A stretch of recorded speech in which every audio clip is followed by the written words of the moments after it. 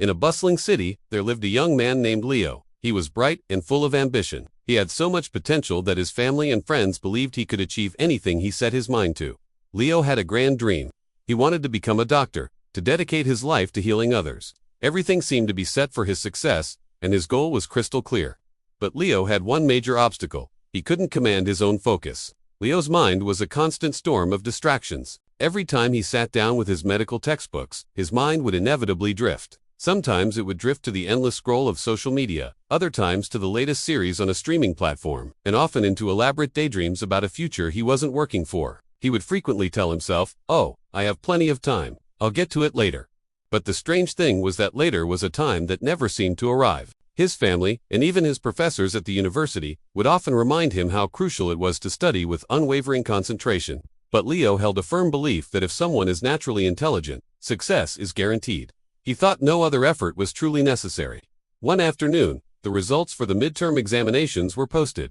Leo had told himself that a high score in these exams was essential. It would prove he was on the right track and make his path to becoming a doctor smoother. But when he saw his name on the list with a failing grade next to it, his world felt like it was collapsing. He had failed miserably. His classmates, who he often saw studying diligently in the library, had all passed with impressive scores. The same professors who once saw promise in him now looked at him with a sense of regret and disappointment.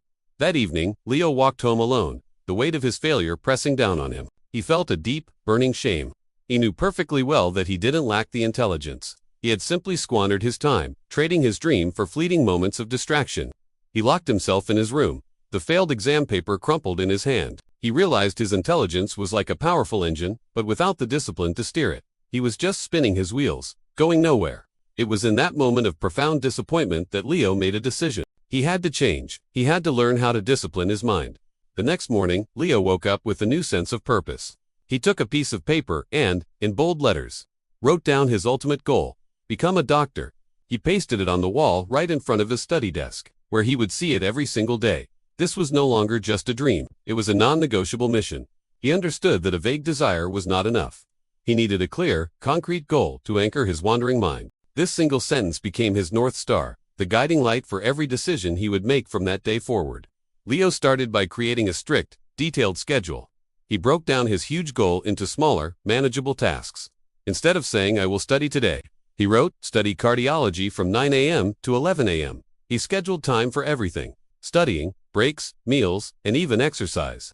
The first few days were incredibly difficult. His mind, so accustomed to freedom and distraction, fought back. The urge to check his phone or watch a quick video was almost overwhelming.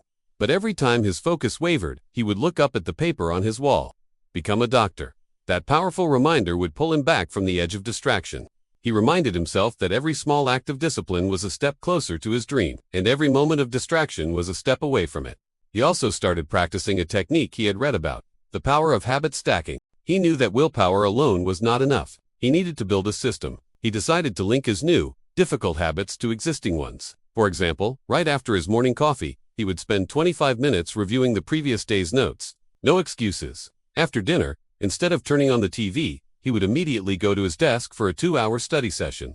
Slowly but surely, these actions started to feel less like a chore and more like a natural part of his day. He was building a fortress of discipline, one brick at a time. To conquer his biggest enemy, his phone, Leo implemented a simple but effective rule. Whenever he sat down to study, he would turn his phone completely off and place it in another room. The first time he did this, he felt a strange sense of anxiety, a fear of missing out. But after just 20 minutes of uninterrupted focus, he felt a sense of clarity he hadn't experienced in years. He realized that the constant notifications and alerts had been shattering his concentration into 1,000 tiny pieces. By removing the source of the distraction, he was giving his mind the space it needed to engage deeply with the material. As weeks turned into months, Leo's transformation was remarkable. His focus became sharper, and his understanding of complex medical concepts deepened. He was no longer just memorizing facts. He was truly learning and internalizing the knowledge. He found that the more disciplined he became, the more he enjoyed the process. The satisfaction of completing a difficult study session was far greater than the fleeting pleasure of any distraction.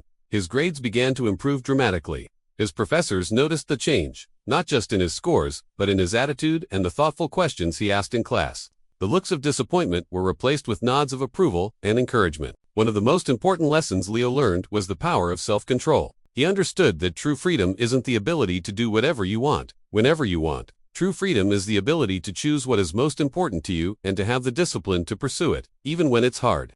He realized that every time he chose to study, instead of procrastinating, he was casting a vote for the person he wanted to become.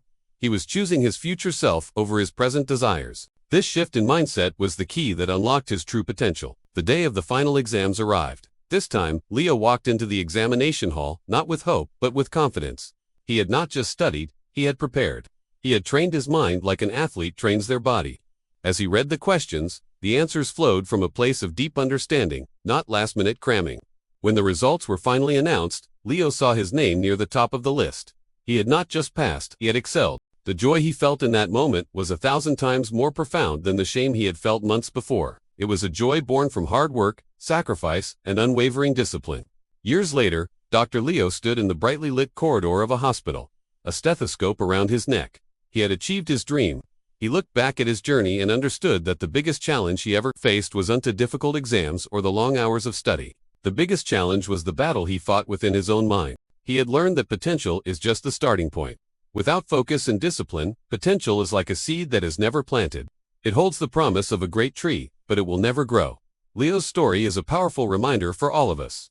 No matter how big your dream is, no matter how much potential you have, you will get nowhere without the discipline to control your mind and your actions. A clear goal is your compass, but self-discipline is the engine that will carry you to your destination. Master your habits, and you will master your destiny.